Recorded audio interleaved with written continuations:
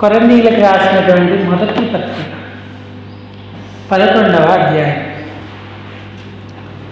23 నుండి 32 వచనాలు మార్చి చదువుదాం. కొరంథీయులకు రాసిన మొదటి పత్రిక 11వ అధ్యాయము 23 నుండి 32 వరకు. నేను మీకు అప్పగించిన దాన్ని ప్రభు వలన పొందితే, ప్రభువైన యేసు తాను అప్పగింపబడిన రాత్రి ఒక రొట్టె ఎత్తుకొని కృతజ్ఞతాస్తుతులు చెల్లించి,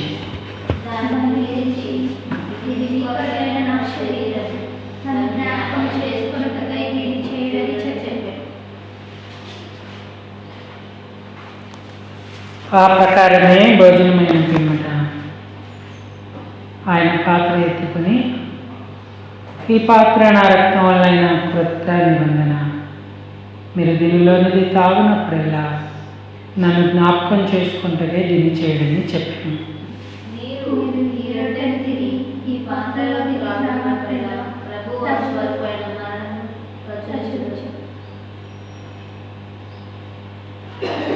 కాబట్టి ఎవడు అయోగ్యంగా ప్రభు యొక్క రొట్టె తినను లేక ఆయన పాత్రలోని త్రాగును, వాడు ప్రభు యొక్క శరీరమును గుర్చియు రక్తమును గుర్చియు అపరాధి అగును.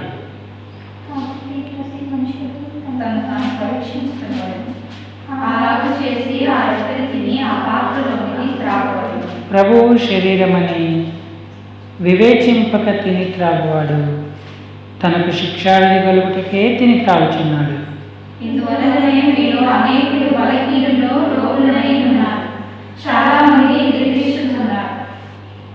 అయితే మనలను మనమే విమర్శించుకునే ఎడల తీర్పు పొందక పోదుము.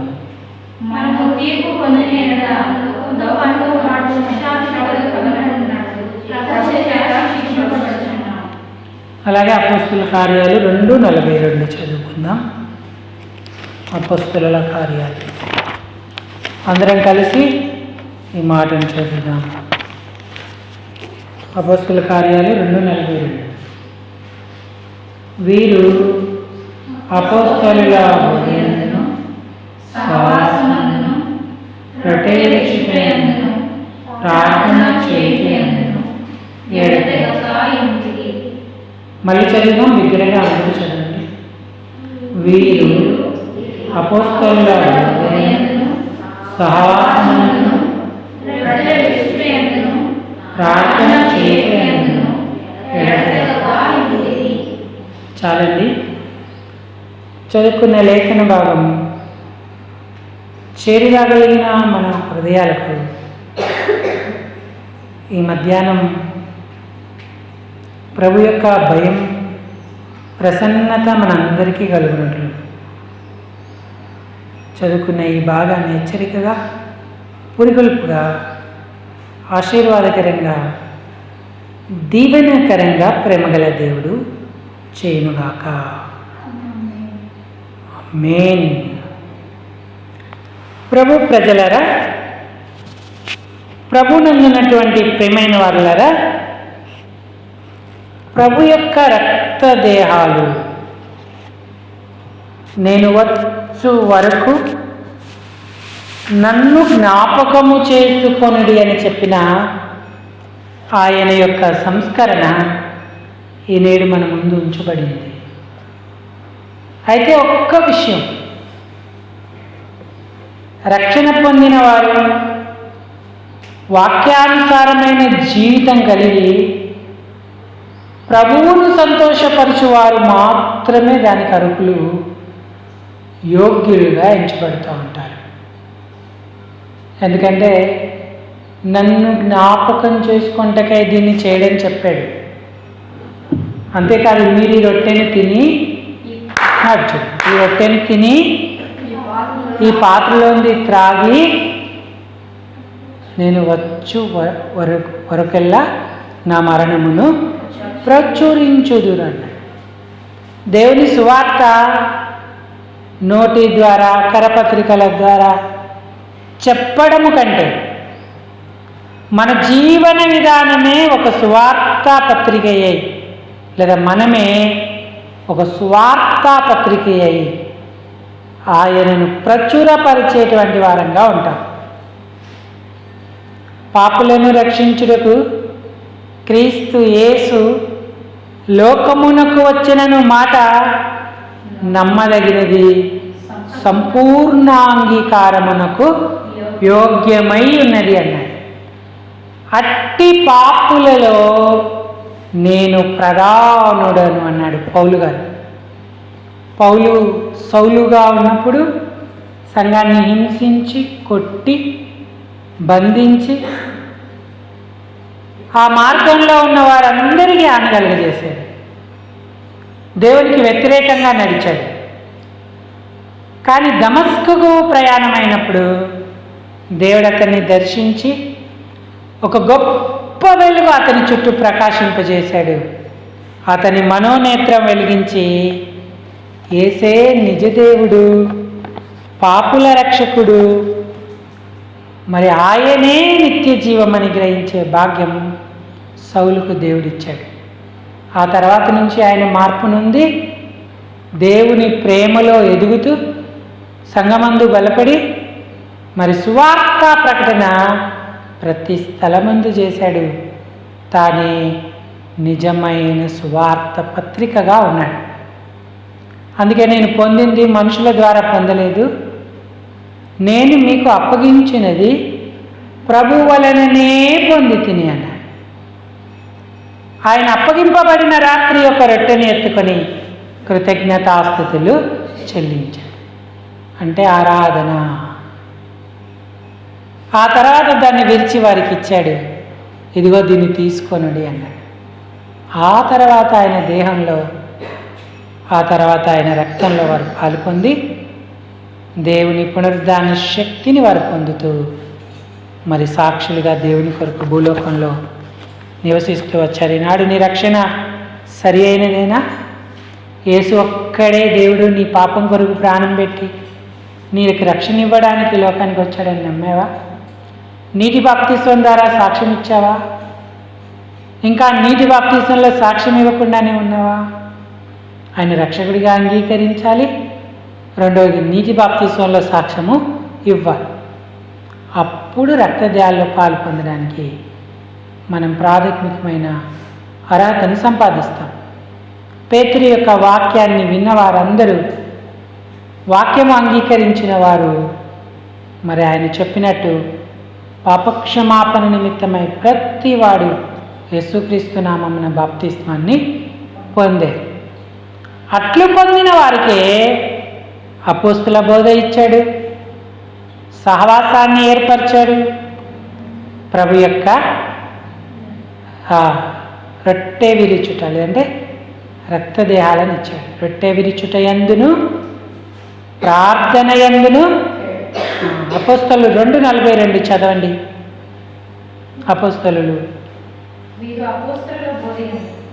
వీరు అపోస్తలుల బోధ యందును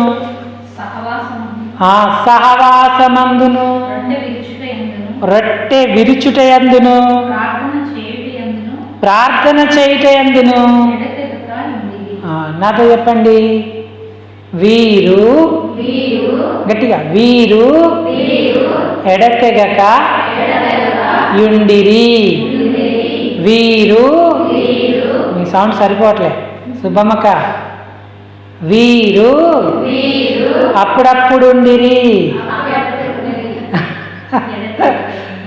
ఇదైతే కరెక్ట్గా చెప్తారని. అప్పుడప్పుడు ఉన్నారా, ఎడతెక్కున్నారా? పోయిన నెల బల్లలో పాల్పొందేవా? ఈ 2026వ సంవత్సరం ఆయన రక్తదేహాల్లో మొదటి నెల మొదటి దినాన నువ్వు పాల్పొందావా? ఎందుకు పాల్పొందలేదు? ప్రభుదిన నువ్వు ఆరాధించగలిగావా? అంటే అది గతం అయ్యా దేవుడు అడగడు అని అనుకుంటున్నావా? ఈ సంవత్సరం కూడా ఉండనిమ్మని ఎందుకన్నాడు? నువ్వు ఇంకా బలపడాలని, ఇంకా ఆయనకు సమీపం కావాలని, ఇంకా ఆయన ఆశీర్వాదాలకు ప్రాప్తులం కావాలని. అందుకే పొడగొట్టుకోకూడదు, అప్పుడప్పుడు ఉండకూడదు. ఆరాధనలో ఎడతెక్కి ఉండాలి, బలలో ఎడతెక్కి ఉండాలి. పునరుద్ధాన దినం, ప్రభు దినం. మీరు 6 దినాలు కష్టపడండి, 7వ దినం నాకు ఇవ్వండి అన్నారు. మీది కాదు ఈ దినం, మీ దేహము మీది కాదు, ఈ దినము మీది కాదు. మీరు మీ దేహము విలువ పెట్టబడి కొనబడిన వారు, మీ దేహముతో దేవునిని మహిమపరచుడి అన్నారు. మనం ఆయనకి ఎంత విలువ ప్రాధాన్యత ఇస్తున్నాం. ప్రభు దినాన మన సొంత పనులు వ్యవహారాలు పెట్టుకుంటున్నామా? సీరియళ్ళు సినిమాలు చూసుకుంటూ కాలక్షేపం చేస్తున్నామా? లేదా ప్రభు ఇంటిలో గడుపుతున్నామా? నీ ఆవరణలో ఒక్క దినము గడుపుట 1000 దినాల కంటే శ్రేష్టమన్నాడు. సరే, మిగతా ఆదివారాలు ఏదో ఒక పోకూడదు, కాకపోతే మానవ బలహీనతలను బట్టి అత్యవసర పరిస్థితులు ఉంటాయి కాబట్టి మానుకుందాం. ప్రభు దినాన్ని కూడా నువ్వు రక్తదానాల్లో పాల్పొనకుండా లోకల్లో ఉంటా ఉంటే నువ్వు ఆత్మీయతలో ఎప్పుడు ఎదుగుతావు? ఎడెత్తెగక ఉండిరి అన్న మాట ఎప్పుడు స్వతంత్రించుకుంటావు? ఇప్పుడు ఆ చైర్కి 4 కాళ్ళు ఉన్నాయి, ఎంతో ధైర్యంగా కూర్చున్నాడు అన్న. 3 కాళ్ళు ఉంటే కూర్చుంటారా? భయం వేస్తుంది కదా, అది పడిపోద్దా, ఇరిగిపోద్దా అని. ఒక విశ్వాసకి ఈ 4 అనుభవాలు ఖచ్చితంగా ఉండాలి. అపోస్తలుల బోధ ఉండాలి, రెండవది సావాసం ఉండాలి, మూడవది రొట్టె ఉండాలి, 4వది ప్రార్థన ఉండాలి. ఇదే సంఘ నియమం, దర్శనం. ఒక సంఘం ఈ 4 అంతల అనుభవంలో ఉండకపోతే యేసయ్య రాకడలో ఎలా సిద్ధపడి ఎత్తిపడగలుగుతుంది? ఒక విశ్వాసి, ఒక సేవకుడు తప్పనిసరిగా వీటిలలో ఉండాలి. అత్యవసర అనారోగ్య పరిస్థితుల గురించి నేను మాట్లాడట్లేదు. నీకు అనుకూలతలు, వసతులు అన్నీ ఏర్పరచబడినప్పటికీ కూడా నీవు బుద్ధిపూర్వకంగా, బద్ధకంగా నిర్లక్ష్యం చేస్తున్నావే, దేవుడు నిన్ను లెక్కడిగా తప్పించుకుంటావా? అందుకే ప్రతి మనుష్యుడు తన్ను తాను నీకు నువ్వే పరిశీలించుకో. నీకు ఇచ్చిన ఆరోగ్యం, క్షేమం, భద్రత, వనరులు, వసతులు, వీటన్నిటి విషయమై నువ్వు పరిశీలించుకోవాలి. తనను తాను పరీక్షించుకునేవాడని అలాగు చేసి ఆ రొట్టె తిని ఆ పాత్రలు ఉంది త్రాగాలి. ఇది పరిశీలనాత్మకమైన సమయం. ప్రసాదం కాదు రొట్టె ద్రాక్షారసం, అన్ని జనులాగా కాదు. నేను ఎలా ఉన్నాను వారమంతా, నెలంతా?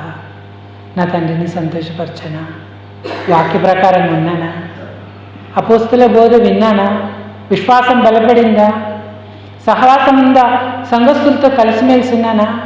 అక్క, అన్న, వందనాలన్నా, ఎలా ఉన్నారు? బాగున్నారా? ఇది నా కొరకు ప్రార్థన చేయండి. మీ ప్రార్థన అంశాలు ఏంటి? మీకు నేను దేని కొరకు ప్రార్థన చేయాలి నాకు చెప్పండి, నేను కూడా మీ కొరకు ప్రార్థన చేస్తాను అని అడిగామా? పలకరించుకున్నామా? అదే సహవాసం. కలసి మెలసి ఉండడం. మానవ బలహీనతలు ఉన్నా దేవుని ప్రేమ మనల్ని ఆవరించి ఆ ప్రేమ ద్వారా మనం పలకరించుకొని ప్రార్థన అంశాలు తెలుసుకొని ప్రార్థించాలి. ఆ తర్వాత రొట్టెలో పాల్పొందాలి, ప్రార్థన చేసుకోవాలి. సంఘముగా, వ్యక్తిగతంగా. నువ్వు వ్యక్తిగతంగా దేవునితో సహవాసం గడుపుతూ ఉన్నావా? కుటుంబ ప్రార్థనలు కూడా మనకి ఎంతో అవసరమైనటువంటివిగా ఉన్నాయి. పరిశీలించుకోకపోతే మనం ఎంతో ప్రమాదంలో పడతాం. మన హృదయం కఠినపరచబడుతుంది. దేవుని రాకడకు సిద్ధపడడం అదొక అలవాటు అయిపోతుంది, కామన్ అయిపోతుంది. సెక్యులర్గా ఉంటాం. వెళ్తాలే, వెళ్ళొచ్చులే అన్న భావనలోకి పడిపోతూ ఉంటాం. అందుకే దావీదు దేవుని దగ్గర ఎప్పుడు ఈ ప్రార్థన చేసుకునేవాడు. 119వ కీర్తన, 39వ కీర్తన, 139వ కీర్తన 23 కీర్తనలో 139, 23, 24 వచనాలు.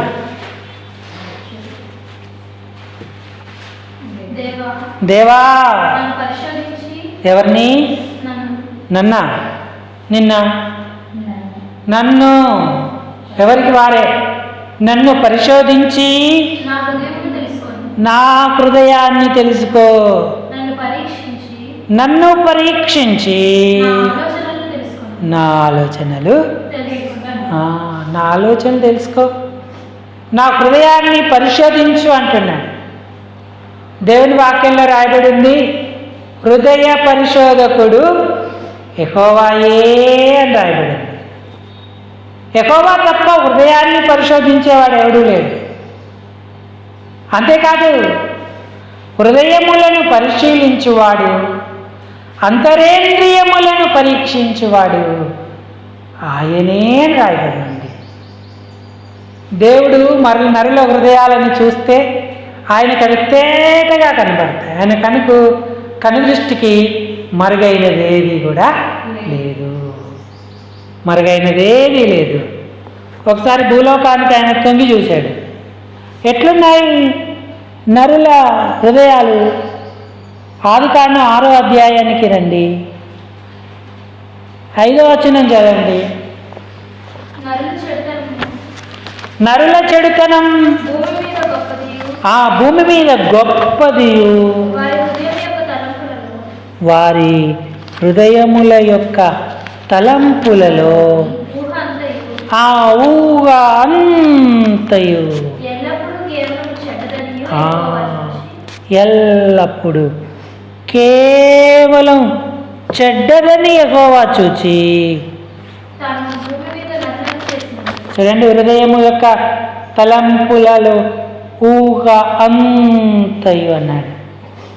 హృదయం చెడిపోయింది, తలంపులు చెడిపోయాయి, ఊహలంతా కూడా చెడిపోయాయి. ఇంకా 12వ వచనం, దేవుడు భూలోకమును చూచినప్పుడు అది చెడిపోయి ఉండేను అన్నాడు. భూమి మీద సమస్త శరీరులు తమ మార్గాన్ని చెడిపోయి. అందుకే దేవునికి కోపం వచ్చింది. భూమి మీద ఉండకుండా నేల మొలకలతో సహా నరులందరినీ నాశనం చేయాలని అప్పుడు జలప్రళయాన్ని రప్పించాడు. అయితే నోవహు ఆ దినాలలో ఆయన దృష్టికి నీతిమంతుడిగా కనబడ్డాడు. అందుకే నోవహును అతని కుటుంబాన్ని ఆ ఓడ ద్వారా దేవుడు రక్షించాడు జలప్రళయంలో. ఎందుకంటే వారి హృదయాలను వారు పరీక్షించుకునేవారు, పరిశీలించమని అడిగేవారు. ఇంకా దావీదు ఏమన్నాడంటే, నీకు ఆయాసకరమైన మార్గం నా యందున్నదేమో చూడు, దాని నుంచి నన్ను తప్పించు, నిత్య మార్గాన నన్ను నడిపించుమన్నాడు. దేవుడు ప్రతి రాత్రి మనల్ని పరిశీలిస్తాడు, అడిగిన వారి హృదయాలను శుద్ధి చేస్తాడు. దావీదు కూడా అన్నాడు, దేవా నాకు శుద్ధ హృదయము కలుగజేయి, నా అంతరంగమున స్థిరమైన మనసు పుట్టించు అని అడిగాడు. ఇంకా అడిగాడు. ఏమడిగాడు? కీర్తన 17కి రండి. కీర్తన 17. ఆయన ప్రార్థన దేవుడు విని ఆయన హృదయంలో ఏ దురాలోచన కనుగొనలేదు. 17 3 వచనాలు. 3 చదువు సరిపోదు. రాత్రివేళ నీవు నన్ను దర్శించి నా హృదయాన్ని పరిశీలించితివి, నన్ను పరిశోధించితివి, నీకు ఏ దురాలోచన. ఎంత మంచి హృదయం దావీదుకు ఉంది. ప్రతి రాత్రి అలాంటి హృదయం మనం కలిగి ఉండాలి. అందుకే ఎప్పటికప్పుడు మన మార్గాలు, మన తలంపులు, మన ఊహలు, మన ఆలోచనలు మనమే పరిశీలించుకోవాలి, మనం తెలుసుకోవాలి. ఆయనకు ఆయాస్కరమైన ఆలోచన వచ్చిందనుకో అది తీసేయాలి, తలంపు వచ్చిందనుకో తీసేయాలి, ఆ మార్గంలో ఉన్నామనుకో తీసేయాలి. అప్పుడు మన హృదయం ధైర్యంగా ఉంటుంది. మన హృదయం మన మీద దోషారోపణ చేస్తే మనం దేవుని ఎదుట ధైర్యము గలవారము కాము. మన హృదయం ఆయనతో సమ్మతిపరుచుకుంటే మన హృదయం మన యందు దోషారోపణ చేయదు కాబట్టి మనము ధైర్యము గలవారమై ఉంటాం. మొదటి యోహాను పత్రిక 3వ అధ్యాయము 19-20. ఇందువలన మనము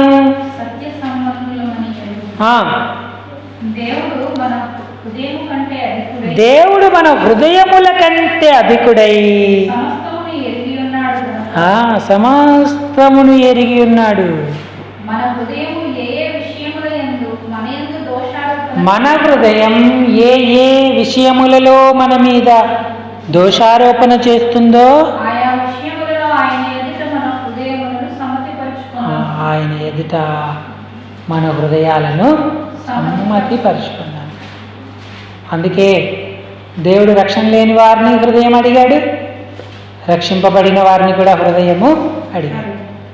నా కుమారుడా నీ హృదయము నాకు ఇమ్ము అన్నాడు. రక్షణ లేదనుకో, ప్రభా నేను పాపిని అని ఒప్పుకొని మనం రక్షణ పొందవచ్చు. రక్షింపబడి కూడా చెడిన హృదయం కలిగి ఉంటే ఎంత భయంకరం. శుద్ధి చేయబడిన హృదయమే, కానీ ఇంకా అపవాది ఆలోచన, అపవాది తలంపులు, అపవాది ఆలోచనలు, ఊహ అంతా కేవలం చెడ్డగా ఏంటి ఎంత ప్రమాదం. ఆ దైవజనుడు ఏమన్నాడంటే, ఆయన వర్తమానం చెప్తూ అమ్మా యేసయ్య మన వీధుల్లో తిరుగుతున్నాడు, మన ఇంటి ముందు నుంచి వెళ్తూ ఉన్నాడు. ఎవరిలాగా వెళ్తున్నాడంటే పాత సామాన్లు కొంటా ఉంటారే, వస్తారా మీ ఇంటికి? పాత సామాన్లు కొంటామని మనం ఏం చేస్తాం? మనం పాత సామాను వేసి కొత్త సామాను తీసుకుంటాం. ఇప్పుడు యేసయ్య అట్లా అరుస్తున్నాడంట, పాత హృదయాలు నాకు ఇవ్వండి, కొత్త హృదయం మీకు ఇస్తా, నూతన స్వభావం, నూతన హృదయం మీకు ఇస్తా, మీ చెడిపోయిన పాత రోత ఆ స్వభావాన్ని నాకు ఇవ్వండి అని ఆయన తిరుగుతున్నాడు. ఆయన స్వరం వినబడితే మనం ఆయనకు మన హృదయాన్ని ఇస్తే ఆయన దాన్ని బాగు చేస్తాడు. ఎందుకంటే హృదయ పరిశోధకుడు, హృదయాలను బాగు చేసేవాడు ఆయన ఒక్కడే. గుండె జబ్బులు ఏమన్నా ఉంటే డాక్టర్లు కొంత జ్ఞానం చేత నయం చేస్తారు. హృదయ జబ్బులు ఎవరు నయం చేస్తారు? ఆయన మాత్రమే. గుండె అంటే ఫిజికల్గా మనకు కనబడుతుంది, హృదయం కనబడుతుందా? కృష్ణవేణక్క, హృదయం కనబడుతుందా?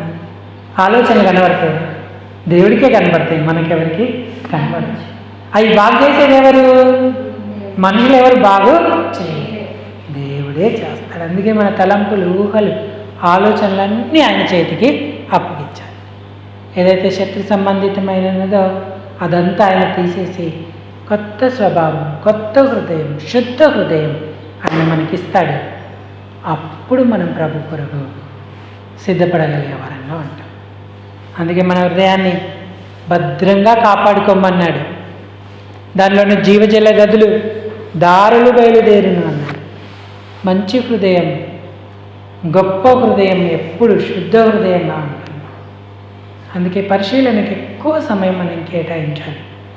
ఏదో 5-10 నిమిషాలు ఇక్కడ కూర్చొని నన్ను క్షమించు ప్రభు అని అడగడమే కాదు, కానీ మనం దేవుని సన్నిధిలో వ్యక్తిగతంగా, కుటుంబంగా నా తలంపులు ఏంటి ప్రభా, నా ఆలోచనలు ఏంటి, చెడు తలంపులు, చెడు ఆలోచనలు, చెడు మార్గాలలో నేనున్నాను, ఎంత నీ వైపు మరలుదామన్నా సాతాను నన్ను వెనుక్కు లాగుతూ ఉంది, నా సహాయం చేయ ప్రభు అని అడగాలి.